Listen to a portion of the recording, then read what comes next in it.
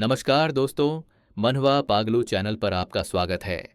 आज हम एक रोमांचक मनहवा शुरू करेंगे जिसमें हम अपने मुख्य किरदार के संघर्षपूर्ण जीवन और उसके द्वारा प्राप्त की गई अद्भुत सफलता के बारे में जानेंगे।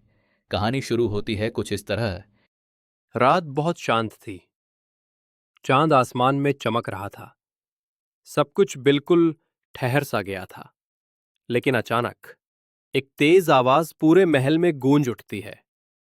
हीरो चिल्लाते हुए, मां, मां!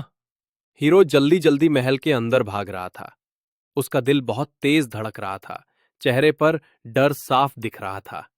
जैसे ही वो हॉल में पहुंचा, वो वहीं रुक गया। उसकी आंखें चौड़ी हो गईं। चारों तरफ अफरा तफरी मची हुई थी। नौकर डर के मारे कांप रहे थे और बीच में उसकी मां खून के तालाब में पड़ी थी। हीरो, ये यहां क्या हुआ? वो दौड़कर अपनी मां के पास पहुंचता है।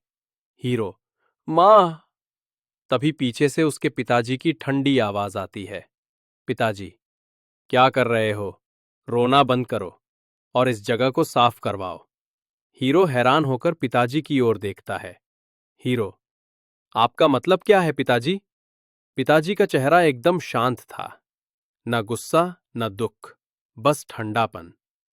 ये बात किसी को पता नहीं चलनी चाहिए, समझे? हीरो वहीं रुक जाता है। उसे यकीन नहीं होता कि उसके पिताजी ये सब कह रहे हैं। हीरो धीरे से, क्या? और फिर पिताजी के अगले शब्द सब कुछ बदल देते हैं। पिताजी, आज से हमारा परिवार इस मौत का बदला नहीं लेगा। हीरो की आंखों में आंसू भर आते हैं। हीरो चिल्लाते हुए, रुको, आप क्या कह रहे हैं पिताजी? पिताजी ठंडी आवाज में जवाब देते हैं, पिताजी, मैंने जो कहा वही होगा, अब कोई बदला नहीं लेगा। हीरो के अंदर गुस्सा उबलने लगता है। हीरो कांपती आवाज में, आप ये कैसे कह सकते हैं? मां की मौत हुई है और आप कुछ नहीं करेंगे? पिताजी बिना कोई भाव दिखाए मुड़ते हैं। पिताजी, मैंने फैसला कर लिया है, इस बारे में फिर बात नहीं होगी। हीरो की आंखों में आंसू आ जाते हैं, लेकिन वो चिल्ला उठता है। हीरो गुस्से में, पिताजी, कैसे आप अपने आप को मर्द कह सकते हैं जब आप अपनी बीवी की मौत का बदला तक नहीं ले पा रहे? पिताजी का चेहरा फिर भी शांत रहता है, लेकिन माहौल भारी हो जाता है। हीरो धीरे से टूटे हुए लहजे में, पिताजी, आप तो इंसान भी नहीं रहे। हीरो मुड़कर चला जाता है।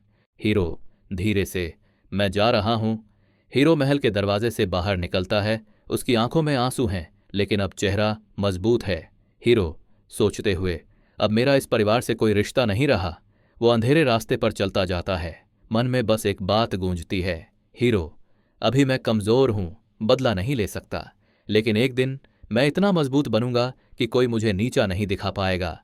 वो तेजी से भागने लगता है और आंखों में बस आग है।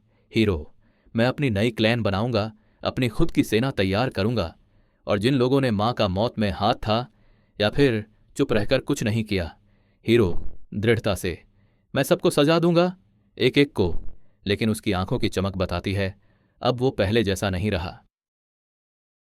12 साल बीत चुके हैं।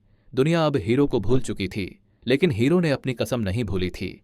एक शहर में आग लगी है, चारों तरफ हाहाकार मचा हुआ है। युवा घबराते हुए, रुको, मैं गलत था और वो लोग भी गलत था। तुम जो चाहो मैं दूंगा।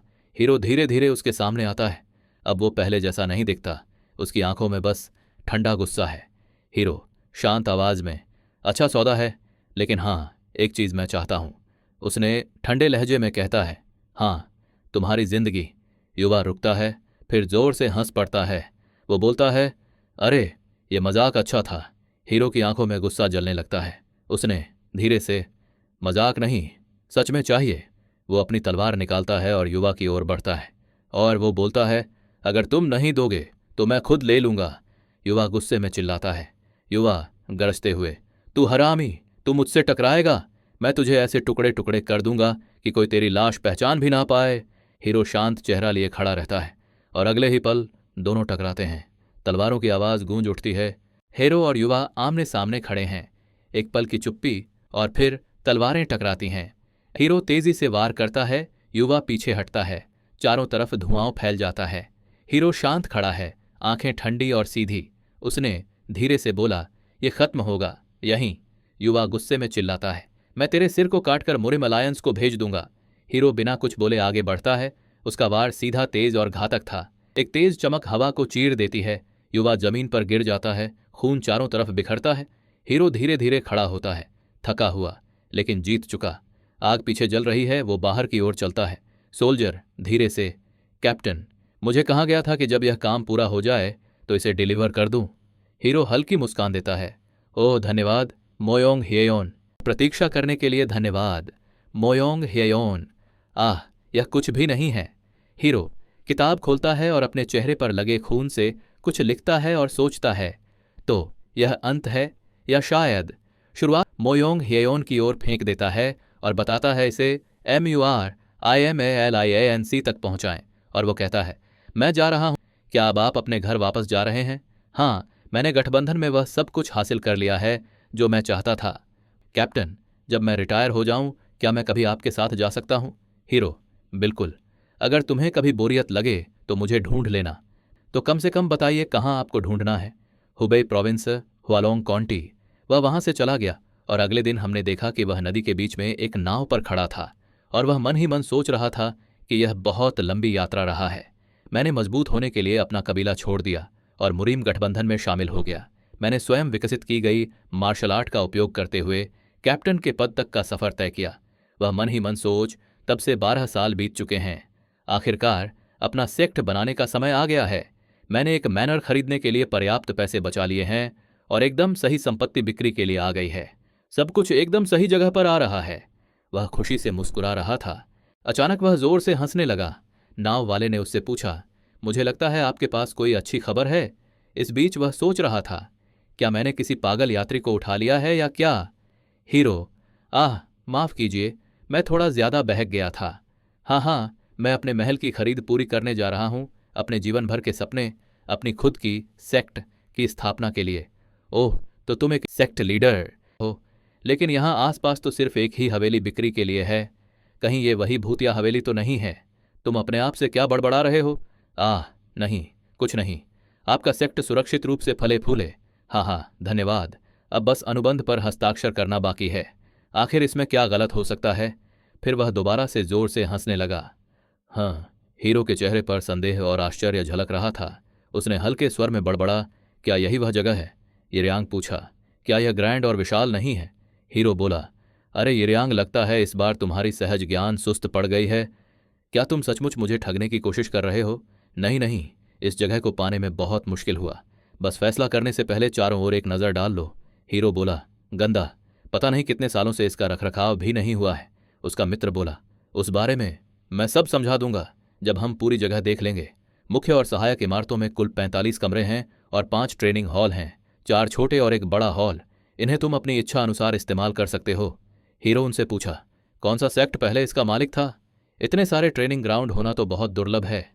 मैं केवल इतना जानता हूं कि यह एक प्राचीन संपत्ति है और थोड़ी बहुत मरम्मत के बाद यह नई सेक्ट की स्थापना के लिए बिल्कुल सही जगह होगी। क्या तुम्हें नहीं लगता? हाँ, इस जगह में क्या समस्या है? हमेशा की तरह सीधे मुद्दे पर आते हो। बैकली वून, खास कुछ नहीं, बस इतना कि इस जगह का हर पिछला मालिक मर चुका है। सभी की, कोई घाव नहीं, बस अचानक दिल का दौरा पड़ा। अफवाह है कि जिस रात उन्होंने यह जगह खरीदी उसी रात उनकी मौत हो गई। इसलिए लोग इसे भूतिया जगह कहते हैं। यहां तक कि अंगरक्षक और भूत भगाने वाले भी कोई काम नहीं आए। और तुम मुझे वह बेचने की कोशिश कर रहे हो, इसीलिए मैं इसे बाजार मूल्य के 1/10वां पर बेच रहा हूं। मैं 5 नहीं 4 चांदी की सिल्लियां लूंगा। हा, ये बात पहले कहनी चाहिए थी। मैं तो तुम्हें गलत समझ ही बैठा था मेरे दोस्त। जैसा कि उम्मीद थी, मूरिम अलायंस के कप्तान बैकली वून से यही उम्मीद थी। ये संपत्ति का कागज लो। अचानक एक आवाज आया, कागज प्राप्त हुआ है? क्या हुआ? हीरो, कुछ नहीं। खैर, मेरा काम हो गया। अगर तुम एक रात के बाद भी जिंदा हो तो मुझसे मिलने आओ। अवश्य। वह हॉल के अंदर आया और मेज पर एक तलवार देखी। उसने सोचा, क्या पिछले मालिक ने ये यहां छोड़ दिया था? मैं भाग्यशाली हूं, इसकी अच्छी कीमत मिल सकती है। वह तलवार को म्यान से निकालता है। जैसे ही वह इसे खोलता है, उसे अचानक चक्कर आने लगता है और अपनी जगह का एहसास खो देता है और सोच रहा हूं कि वह कहाँ है। अचानक एक रहस्यमय चमकता हुआ सिस्टम इंटरफेस उसके सामने प्रकट होता है और उसको एक परीक्षार्थी के रूप में पहचान किया। एक मार्शल आर्टिस्ट और उसका लक्ष्य एक सेक्ट की स्थापना करना है और उसका रेटिंग रैंक 2 है। अभी सिस्टम बताता है कि यह अब तक सभी परीक्षार्थियों में हाईएस्ट रैंक है। वह आश्चर्य से देखता है कि वह क्या देख रहा है। वह अपने सिर पर किए गए हमले से बचते हुए बेहद भ्रमित दिखाई दे रहे हैं। सिस्टम का संदेश आता है, परीक्षा की कठिनाई एडजस्ट की जा रही है। कैप्टन को याद आता है यिर्यांग की बाट कैसे पिछले मालिकों की पहली रात को ही मृत्यु हो जाती थी।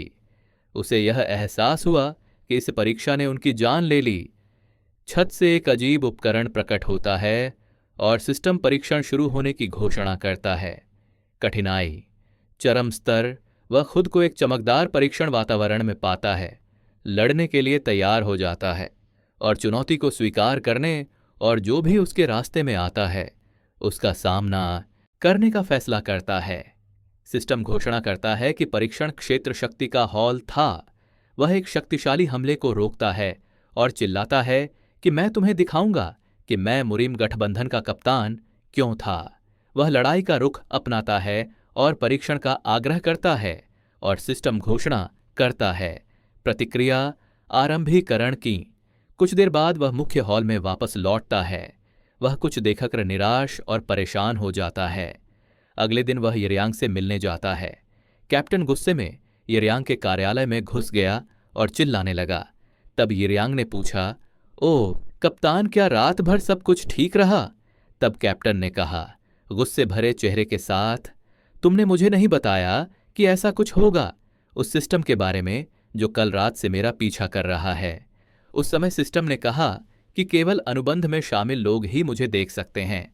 तब यिर्यांग ने कहा हालांकि वहां कुछ भी नहीं है और उससे पूछा कि क्या कल रात तुम्हारे सिर पर कोई चोट लगी। फिर वह उसे जाने देता है और बैठ जाता है। यिर्यांग मुस्कुराते हुए कहता है, अगर चीजें गलत होती रहीं तो मैं जागीर वापस ले लूंगा। कप्तान ने इनकार किया और कहा कि मुझे अभी जागीर की जरूरत है। खैर, मुझे सेक्ट स्थापना समारोह की तैयारी करनी है, इसलिए बहुत कुछ तैयार करना है। वह अपनी आवश्यकताओं को सूचीबद्ध करना शुरू कर देता है। सबसे पहले मुझे कुछ वर्दी बनवानी होंगी। कोई सुझाव? मुझे लगभग 20 सेट चाहिए होंगे। वह जवाब देता है कि मैं आसपास की कुछ स्थानीय कपड़े की दुकानों की सलाह दूंगा, लेकिन उनसे निपटना आसान नहीं होगा। वह उसे समझाता है कि इस समय वे सभी यंग ड्रैगन हॉल के साथ एक सहयोग अनुबंध जीतने की कोशिश में व्यस्त हैं। एक नाम जिसे कप्तान पहचानता है। यिर्यांग जवाब देता है, हाँ मुझे यकीन है तुमने उनके बारे में सुना होगा। वे पीढ़ियों से शाही परिवार को कपड़े उपलब्ध कराते रहे हैं। वह बताता है इसीलिए उनका काफी प्रभाव है, यहाँ तक कि मुरीम में भी। ऑर्थोडॉक्स और अनऑर्थोडॉक्स ही संप्रदाय उन पर निर्भर हैं। यहाँ तक कि बड़े बड़े सेक्ट भी उनके हॉल मास्टर के साथ सावधानी से व्यापार करते हैं। वह चाय की चुस्की लेता है और कप्तान से मजाक करते हुए कहता, लेकिन जाहिर है आपके बजट के साथ कोई रास्ता नहीं है कि आप यंग ड्रैगन हॉल की सामग्री खरीद सकें, तो इसकी चिंता मत करो। कप्तान कहता है, तुम सही हो, लेकिन अगर आप ऐसा कहेंगे तो सुनने में अच्छा नहीं लगेगा। मुझे शक है कि कोई भी आपके साथ व्यापार करना चाहेगा, अफवाहें सुनने के बाद कि आपकी जागीर भूतियां हैं। खैर, कपड़ा बाजार आजमा कर देखिए। इस बीच सिस्टम विंडो भूतिया जागीर कहलाने की शिकायत करती हुई दिखाई देती है। कप्तान उसे चुप रहने को कहता है। वह अचानक रुक जाता है और उसे इसका एहसास होता कि मैंने कल ही अनुबंध पर हस्ताक्षर किए हैं। अफवाहें इतनी तेजी से कैसे फैल सकती हैं? तब यिर्यांग कहते, खैर वे कहते हैं कि शब्द हवा से भी तेज चलते हैं। कप्तान ने अपनी आंखें सिकोड़ लीं और गुस्से से भरे चेहरे के साथ उसे एहसास हुआ कि यिर्यांग ने खुद ही यह अफवाह फैलाई थी। यिर्यांग इसे अस्वीकार नहीं करते और कहते हैं कि वैसे भी आप इसे अपने सेक्ट के लिए मुफ्त प्रचार के रूप में सोच सकते हैं। यिर्यांग डर से कांप उठता है और यह कहकर इसे सही ठहराने की कोशिश करता है कि अफवाहों को छोड़ दें। यह तथ्य कि तुम अभी भी जिंदा हो, इस बात का सबूत है कि वह जगह खतरनाक नहीं है ना? कैप्टन चिल्लाता है और यिर्यांग से कहता है कि यह सब तुम्हारी गलती है कि तुमने मुझे इस भूतिया हवेली से परिचित कराया। आगे हमने देखा कि टेक्सटाइल स्ट्रीट में एक विक्रेता विनम्रता से कैप्टन से कह रहा है कि मैं आपको कुछ नहीं बेच रहा हूं। विक्रेता उसके सामने अपनी दुकान बंद कर देता है और दोहराता है कि मैं आपको कुछ नहीं बेच सकता, जबकि कप्तान विनती करता है कि पहले कम से कम मेरी बात तो सुन लें। विक्रेता उसके चेहरे पर कुछ फेंकता है और उसे शापित भूत आदमी कहकर दूर जाने को कहता है। जैसे ही वह दूर जाता है, वह लोगों की बातें सुनता है और सोचता है कि यहाँ अफवाहें इतनी तेजी से क्यों फैलती हैं। वो खुद को शांत करने की कोशिश करता है और सोचता है कि मेरी पहली प्रभाव किसी पागल की नहीं हो सकती। अचानक उसने किसी को दूसरे से चिल्लाते हुए सुना कि उसे जाने दो।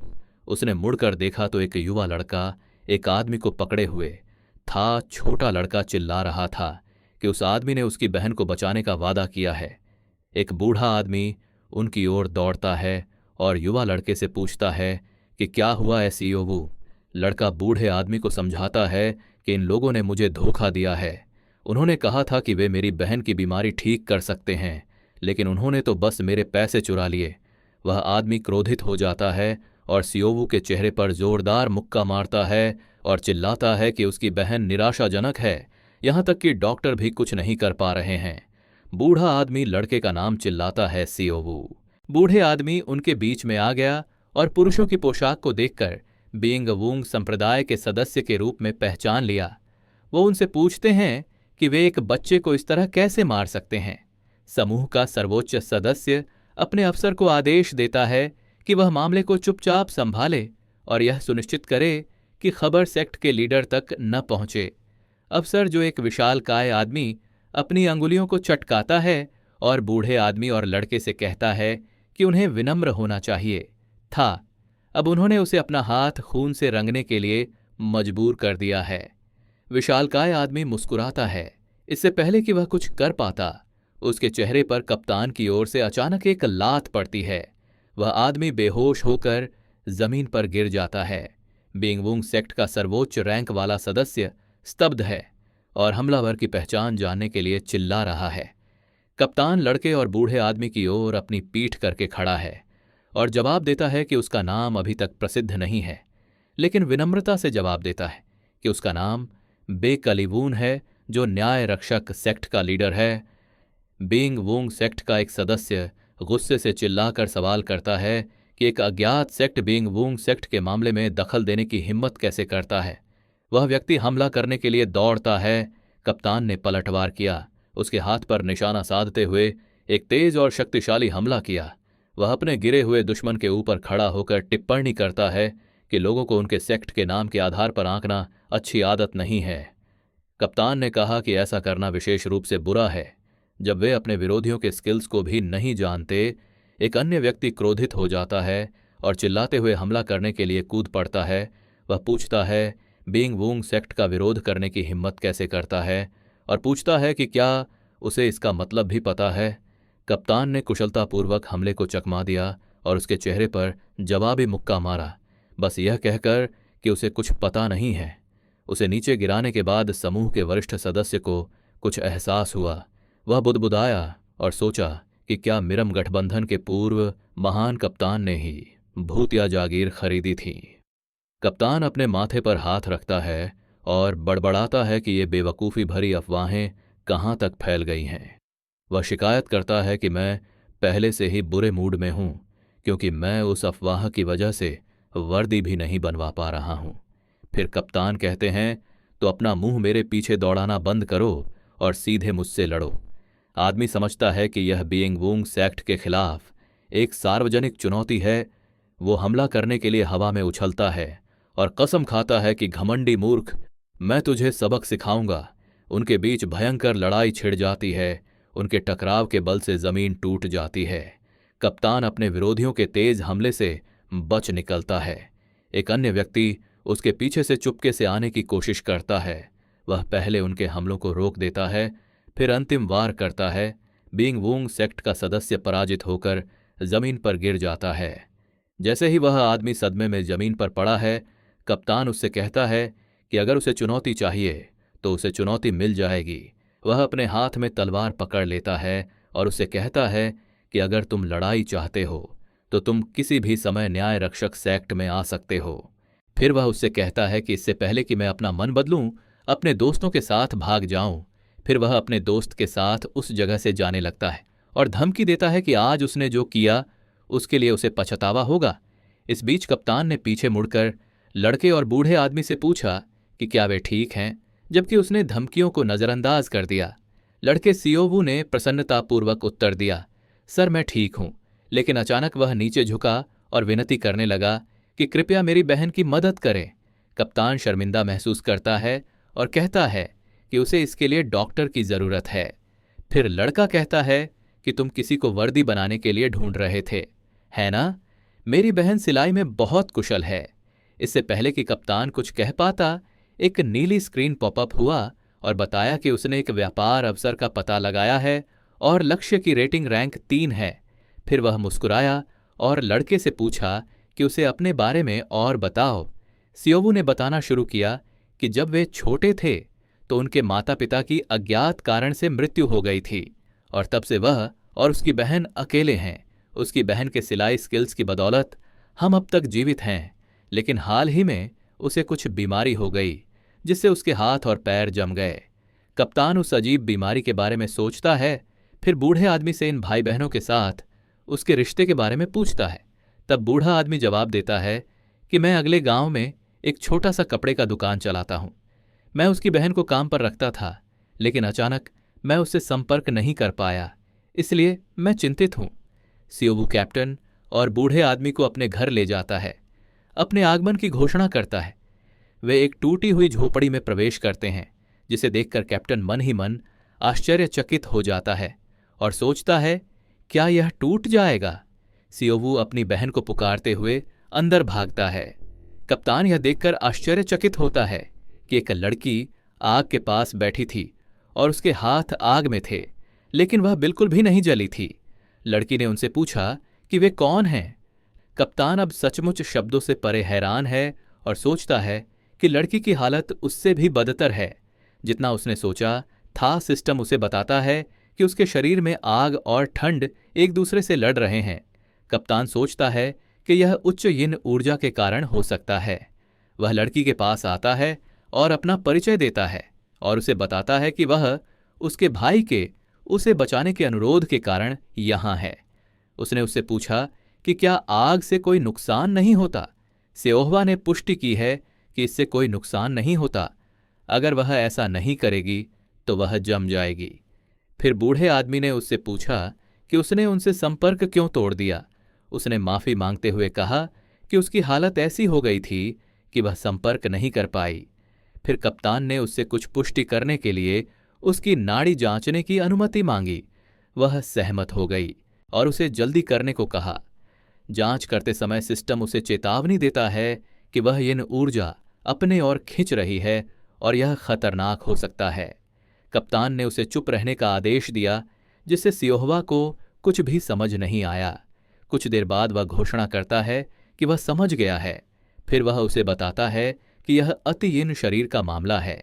यह एक दुर्लभ संविधान है जो अपने आसपास से यिन ऊर्जा खींचती है और उसे शरीर के भीतर संग्रहित करती है। वो उल्लेख करता है कि तलवार रानी, जो तलवार मंडप की मालकिन, जो 10 दिव्यों में से एक है, उनका संविधान भी वही है जो तुम्हारा है। सियोहवा ने टिप्पणी की कि वह उसे नहीं जानती, लेकिन वह एक अद्भुत व्यक्ति लगती है। कैप्टन को यह बताते हुए दुख हो रहा है कि यह उन लोगों के लिए एक वरदान है जो मार्शल आर्ट का उपयोग करते हैं, लेकिन उसके मामले में अतिरिक्त यिन ऊर्जा को संग्रहित कर लिया है और उसकी यांग ऊर्जा सूख गई है, जिसके कारण उसका शरीर इसे संतुलित करने में असमर्थ है। फिर वह चौंकाने वाली खबर सुनाता है कि अगर ऐसा ही चलता रहा तो वह 4 महीने में मर जाएगी। वह दुहक के साथ पुष्टि करती है कि उसे स्वयं इस बात का एहसास हुआ है और पूछती है कि क्या इसका कोई इलाज है। तब सियोवू गुस्से में चिल्लाते हुए कहता है कि तुम भी दूसरों की तरह धोखेबाज हो। फिर बूढ़े आदमी ने पूछा कि क्या दवा भी मदद नहीं करेगी। कप्तान ने जवाब दिया कि इससे लक्षण कुछ समय के लिए टल जाएंगे, लेकिन स्थिति और खराब हो जाएगी। उनका मानना है कि इसका समाधान यांग ऊर्जा है। हमें इसे स्थिर रूप से पुनर्स्थापित करने का कोई तरीका चाहिए। इस समय सिस्टम कहता है कि उसके पास एक कार्य है जिसमें कहा गया है कि अपने पहले शिष्य की भर्ती करें और चमत्कारी पानी प्राप्त करें तब कप्तान सोचता है कि यह पानी सेओहवा को ठीक कर सकता है, और यदि वह कार्य करता है तो वह अपना पहला शिष्य प्राप्त कर सकता है और उसे उसी समय ठीक कर सकता है। कप्तान उनकी ओर देखता है और कहता है कि मेरे पास एक रास्ता हो सकता है, लेकिन पहले वह सेओहवा से कहता है कि वह मेरा शिष्य बन जाए न्याय रक्षक सेक्ट में। सेओहवा यह सुनकर हैरान रह जाती है और उससे पूछती है कि उसका क्या मतलब है, क्योंकि वह मार्शल आर्ट बिल्कुल नहीं जानती है। वह उससे कहता है कि बस एक बार मुझ पर भरोसा करो। सेओहवा का मानना है कि मुरीम ऐसे लोगों से भरा है जो धार्मिकता और शिष्टता का दावा करते हैं, लेकिन ज्यादातर लोग सिर्फ अपनी ही परवाह करते हैं। वे ऐसे व्यवहार करते हैं जैसे वे आपकी मदद करेंगे, लेकिन अंत में वे आपकी पीठ में छुरा घोंप देंगे। तभी उसने गौर किया और फुसफुसाया कि कप्तान का हाथ भी जम गया है, क्योंकि उसने उसे छुआ था। वह अपना हाथ बढ़ाता है और कहता है कि यह कुछ भी नहीं है, अगर मैं तुम्हें बचा सकता हूं। वह उसके जवाब से आश्चर्यचकित हो जाती है और सोचती है कि शायद यह आदमी दूसरों जैसा नहीं है। वह धीमी आवाज में जवाब देती है कि इसमें कुछ नहीं किया जा सकता, और आशा भरी निगाहों से वह उसकी ओर देखती है और कहती है कि मैं सिर्फ इस बार तुम पर भरोसा करूंगी। फिर वह अपना हाथ बढ़ाती है। इस समय सिस्टम कार्य के पूरा होने की घोषणा करता है। फिर कप्तान ने चमत्कारी पानी से उसका इलाज शुरू किया और उसकी यांग ऊर्जा को पुनर्स्थापित करना शुरू कर दिया। कुछ समय बाद इलाज समाप्त हो जाता है। सेओहवा यह देख के हैरान रह जाती है कि उसकी बीमारी ठीक हो गई है। सेओवू अपनी बहन को गले लगाने के लिए दौड़ता है, जबकि बूढ़ा आदमी आश्चर्य से पूछता है कि क्या आपने उसे ऊर्जा कला से ठीक किया है, जिसका उन्होंने जवाब दिया, हाँ कुछ ऐसा ही। फिर बूढ़ा आदमी कहता है, अब मुझे समझ आया कि मुरिम गठबंधन का नेता तुम्हें इतना महत्व क्यों देता है। कैप्टन सोचता है कि वह गठबंधन के नेता को जानता है, इसका मतलब है कि ये कोई बड्ढे आदमी है। बूढ़े आदमी को एहसास हुआ कि वह अपना परिचय देना भूल गया और अपनी असली पहचान उजागर करता है। मेरा नाम चून गाम्योंग है कहकर। मैं यंग ड्रैगन हॉल का मालिक हूं।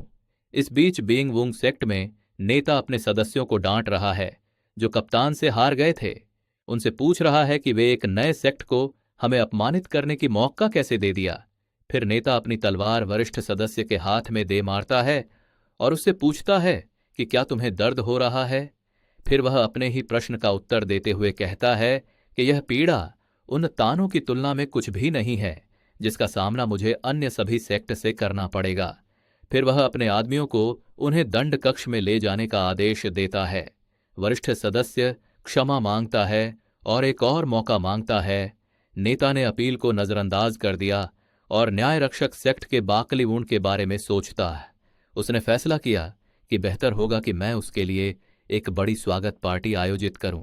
अगर आप इसका दूसरा भाग देखना चाहते हैं तो नीचे कमेंट करें और हमें बताएं कि क्या आपको यह वीडियो पसंद आया